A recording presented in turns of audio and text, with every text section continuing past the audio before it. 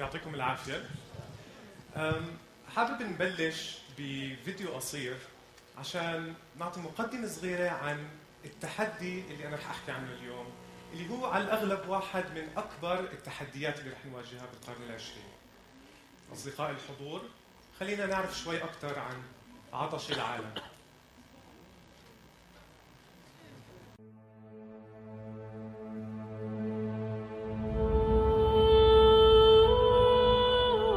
I saw lakes of surreal beauty.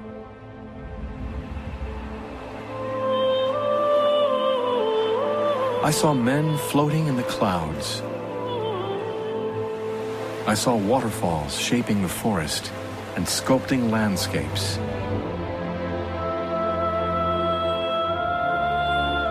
I saw life blossoming in the water.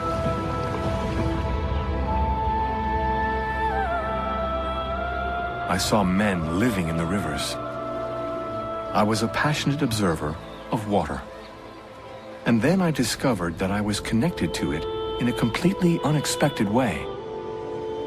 In Paris, I, who thought I used some tens of liters of water per day, learned that, in fact, I consumed almost 5,000 liters, and that this water came from all over the world. But where is this water hidden? This is the water needed to produce everything that I consume. Just think, it takes 3 liters of water to produce 1.5 liters of mineral water, 40 liters to grow a salad, 140 liters for a cup of coffee, 185 liters for a kilo of tomatoes,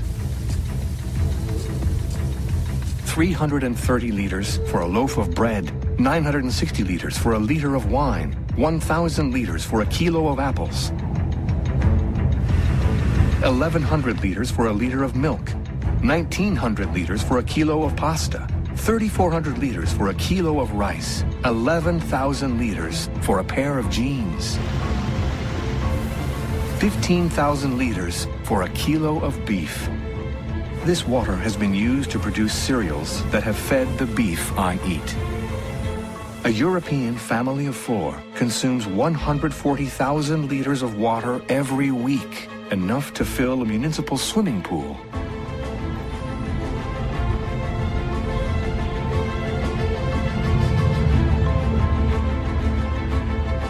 Our lifestyles, our travels, our hobbies, all continuously combine to increase our water requirements. They're growing so fast that they sometimes exceed what nature can provide. But water is also desperately lacking for more than 1 billion people. I have never drunk clean drinking water. 90% of polluted water goes back into nature without being treated. It was forbidden to sell our fish. They said it was poisoned. Contaminated water still kills more than 4,000 children every day. I'm always afraid of my children falling sick. Enough water to feed humanity is still lacking.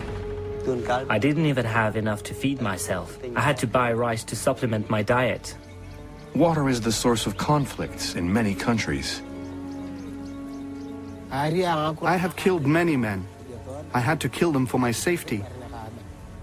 In southern Sudan, this incredible machine that should have dug a canal started a war that lasted for 30 years.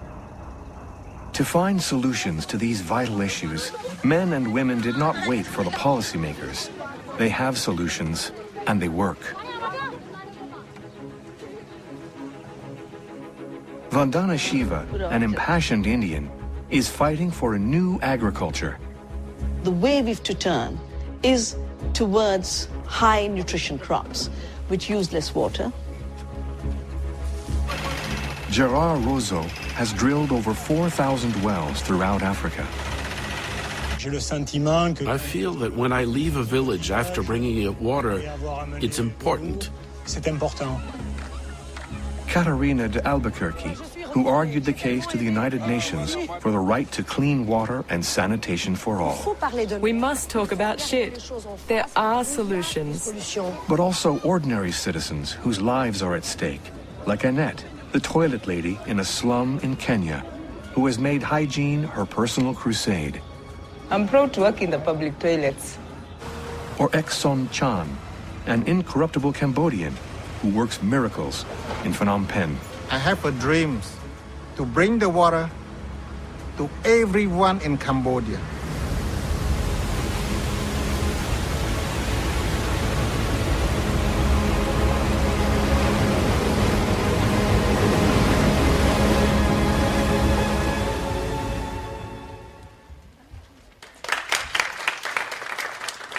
أظن الفيلم اللي شفناه قبل شوي بيعطي مقدمة مش بطالة عن الموضوع اللي بدي أحكي فيه اليوم. أزمة المياه العالمية هي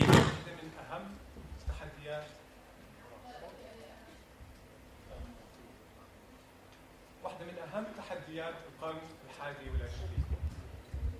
بصراحة لما قعدت أفكر في الموضوع حبيت أشارككم اليوم بنقطة صغيرة، إنه إحنا للأسف لما نفكر بالتحديات اللي نواجهها بحياتنا عادة ننسى الأمور الصغيرة أو الأشياء البسيطة أو اللي بناخذها عادة كأمور بديهية ممكن ما يكون لها أهمية، زي الرقم أو زي نسبة 1%.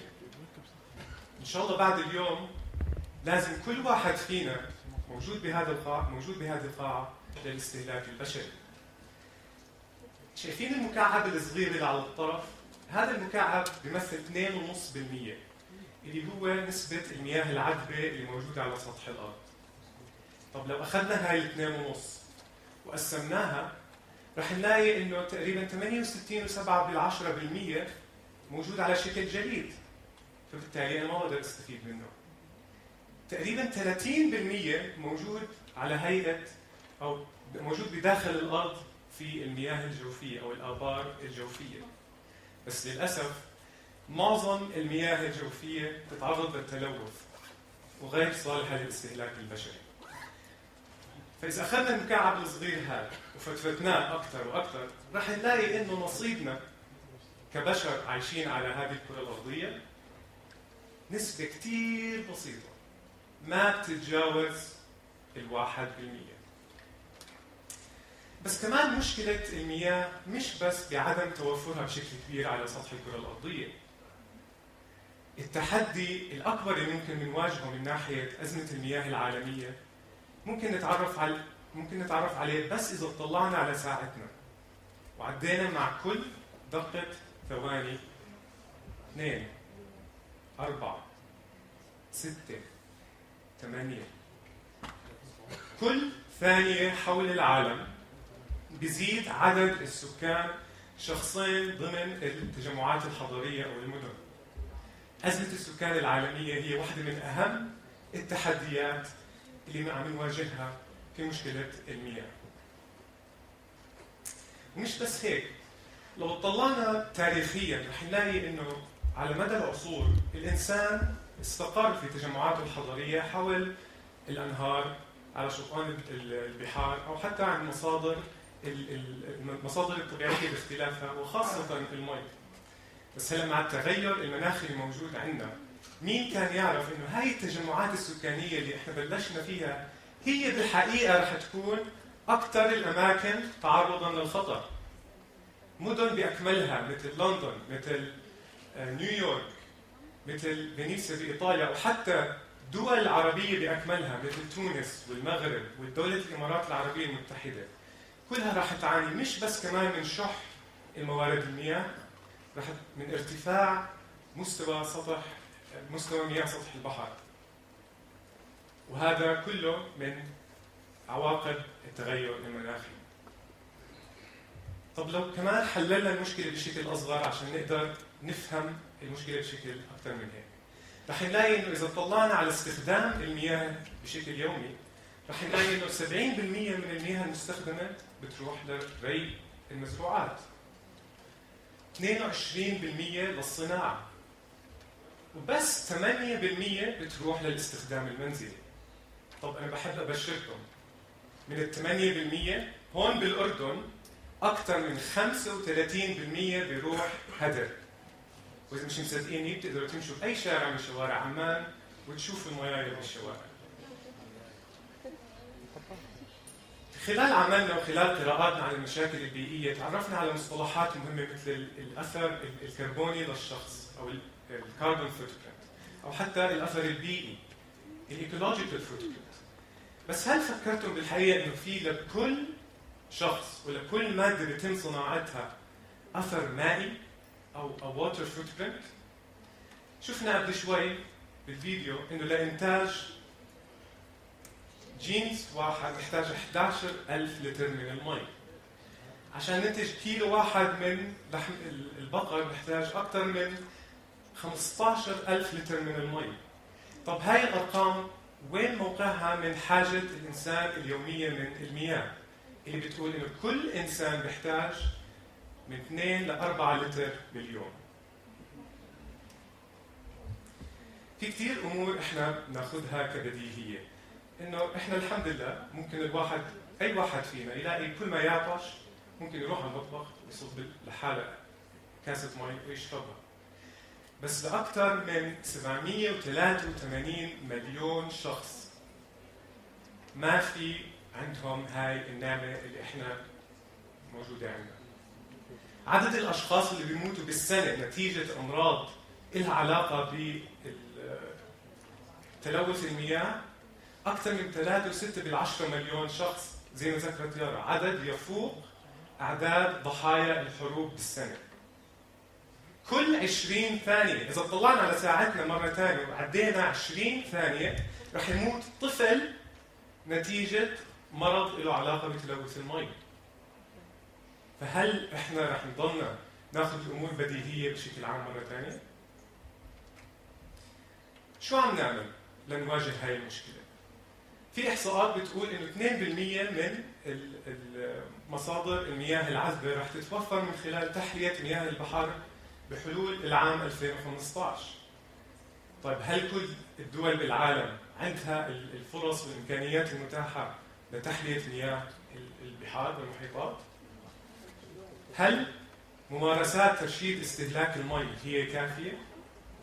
أنا اليوم هون عشان أشارككم الفرصة إنه نسأل لحالنا الأسئلة الصعبة هاي، لأنه إذا الواحد فينا بيفكر إنه عم بيعمل المطلوب منه ليحافظ على المي، على الأغلب إنه هذا الكلام مش مضبوط. لأنه إذا طلعنا بالدول العربية اللي هي أكثر الدول اللي لازم تكون مدركة حجم هاي المشكلة، رح نلاقي إنه الموضوع مختلف تماماً. إذا كان الخط الأزرق هذا بيشير لكمية مصادر المياه المتجددة المتوفرة لكل دولة عربية، بالمقابل له الشكل المظلل بيعبر عن كمية الاستهلاك اليومي للأفراد. إذا اطلعنا على الأشكال اللي تحت شو راح نلاحظ؟ استهلاك الفرد بفوق ما هو متوفر بشكل كتير كبير. الموضوع له تداعيات على مستوى محلي وعالمي، بس أنا حبيت أشارككم بقصة ورحلة صغيرة ممكن نمشي فيها اليوم عشان نعرف قديش ممكن لمشكلة المي إنها تأثر على حياة الإنسان. اليوم رح أخذكم برحلة لشمال المملكة الأردنية الهاشمية، 5 كيلومتر شمال شرق مدينة إربد، لقرية المغير.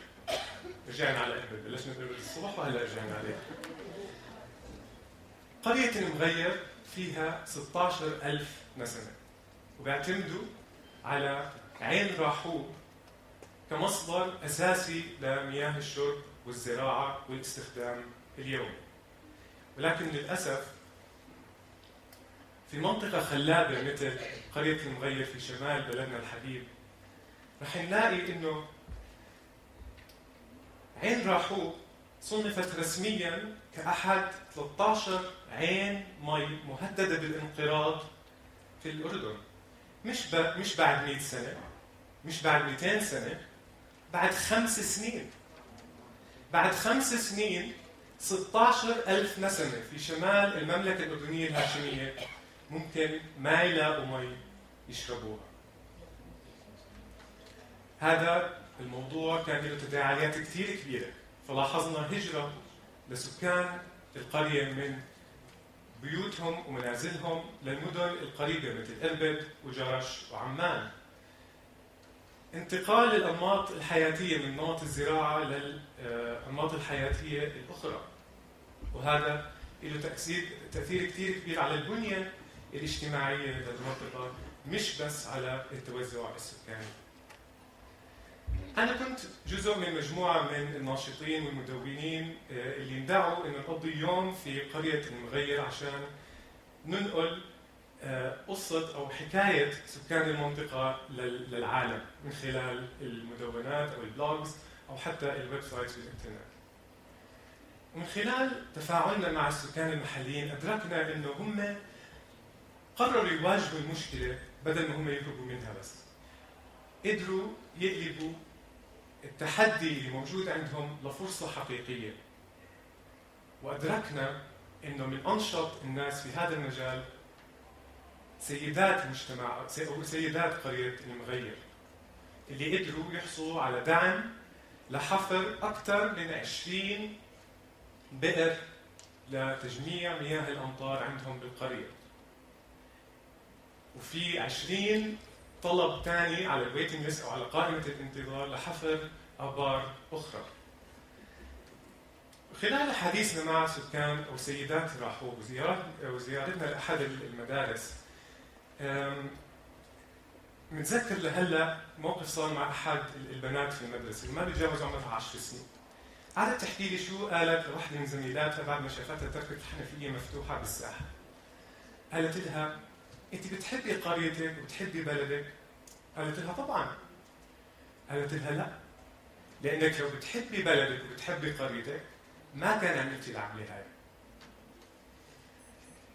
صحيح هم عم بيواجهوا تحديات ومشاكل كبيرة بقريتهم، بس حتى سكان عين راحوب بتطلعوا للمستقبل بنظرة أمل وتفكر.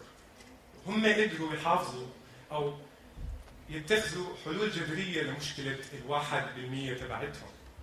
هلا إذا إحنا قررنا إنه نتجاهل هاي المشكلة وندفع الثمن غالي إحنا في الوقت الحالي، هل راح نقدر ندفع الثمن للأمل في المستقبل أو حتى لسعادة أبنائنا وأحفادنا؟ هاي كانت قصة 1% وتحدي 1%. والسؤال اللي بتركه معكم اليوم إنه شو قررتوا أنتوا تعملوا بالنسبة لهذا التحدي؟ شكرا.